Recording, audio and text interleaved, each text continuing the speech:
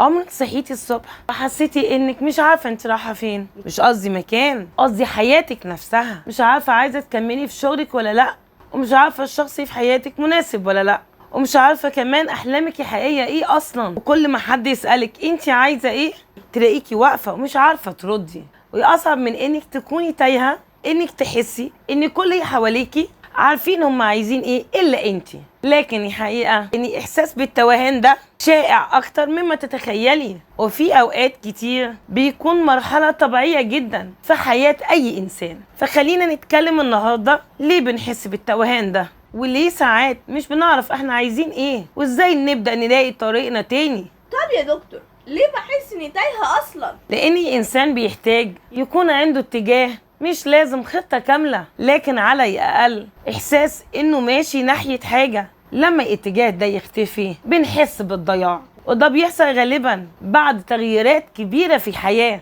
بعد انفصال، بعد التخرج، بعد فقدان وظيفة، بعد صدمة، أو حتى بعد ما نوصل لهدف كنا مستنيينه سنين. فجأة نسأل نفسنا وبعدين هنعمل إيه تاني؟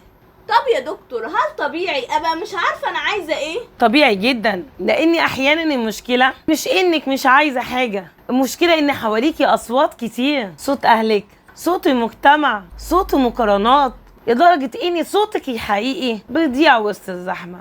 فبتبقي مش عارفه اللي جواكي فعلا ولا اللي الناس متوقعاه منك. طب يا دكتور، ليه كل ما احاول اقرر بخاف؟ لان القرار معناه مسؤوليه، ومعناه احتمال النجاح وبرضه احتمال الفشل. فيعال احيانا بيقنعنا ان عدم الاختيار اكتر امان، فنفضل واقفين مكاننا، لا دخلنا طريق جديد ولا ارتحنا في الطريق القديم. لكن الحقيقه ابقى محتاره لفتره طويله بيتعب اكتر من اتخاذ القرار نفسه اللي ممكن يطلع غلط، لان حتى القرار الغلط بيعلمنا حاجه، اما الوقوف مكاننا فلا بيعلمنا ولا بيحركنا.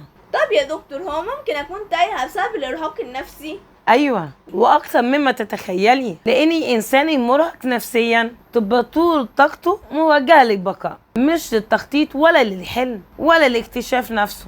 فاحيانا احساسك بالتوهان مش لانك انت مش عارفه انت عايزه ايه، لكن لانك متعبه جدا لدرجه انك مش قادره تسمعي نفسك اصلا. وعلشان كده احيانا الراحه النفسيه بتسبق اكتشاف الطريق. طب يا دكتور، ازاي اعرف انا عايزه ايه فعلا؟ اسألي نفسك سؤال مختلف. مش هقولك اسأليها أنا عايزة إيه بعد 5 سنين، لكن اسألي إيه حاجة إيه بحس معاها إني حية وعايشة؟ إيه النشاط اللي الوقت بيجري فيه؟ إيه الموضوع اللي بحب أتكلم عنه؟ إيه الحاجة اللي لو نجحت فيها هفرح جدا؟ إيه الشيء اللي بعمله عشان أنا بحبه، مش عشان الناس هتنبهر بيه؟ الإجابات الصغيرة دي غالبا بتكون بداية الطريق. طب يا دكتور، هو لازم القى نفسي بسرعه؟